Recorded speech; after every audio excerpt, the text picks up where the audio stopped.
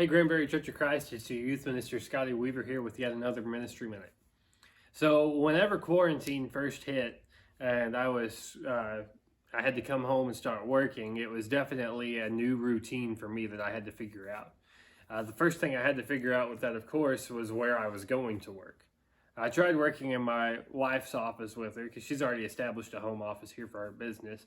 But as many of us know, whenever you're working right next to a very beautiful and gorgeous woman, you're not going to get much work done. After that, I tried working in our living room, and that didn't work out too well either. I'm a big TV fan, and having a television right in front of me and the remote right beside me was just a deadly combination.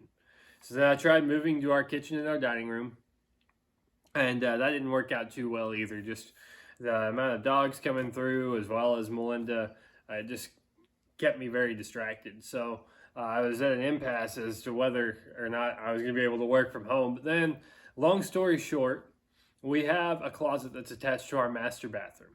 And I went in there, and one day I thought, well, it's nice and quiet in here. I'll try to work. And I found that I was actually being pretty productive in there. So after that, I've kind of made this little closet my own little personal space. And I've brought in an old Singer sewing machine, and that works as my desk. And I've brought in a little lamp in there to get the nice, relaxing lighting. And I've actually found that I can think pretty well while I'm in there too.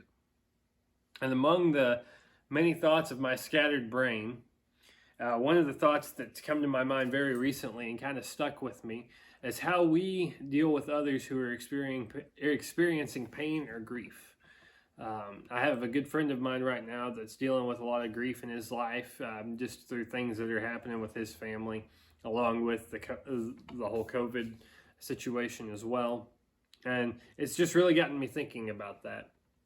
And oftentimes I think when friends of ours or those who are close to us are dealing with pain or grief, we have to be the person, we get this idea, this assumption that we have to be the person that says all the right things to make it better for them. And how great a responsibility is this? It's quite a load for one to bear. And the only one that I know of so far who has successfully borne this kind of load was Christ himself. And if I recall, when I look through scriptures, a lot of times Christ didn't bear this load just through anything he said or did. Of course, we have the great act that he did when he was crucified upon the cross. And I'm not discounting that. I'm not discounting the miracles that he did. But one thing that Christ often did for those who nobody took the time to see or be around was simply that. Christ was there. He was present. And I think that's what a lot of people who experience pain and grief are seeking, is just someone to be there, someone to be present with them in that situation. And we have the perfect opportunity to do that. Whether if it is just by the few simple words of, I'm thinking about you, to let them know that you care and that you are there. Or it's just sitting with somebody silently as they cry and think about different things that are emotional to them. The importance of that moment is that you are there with them.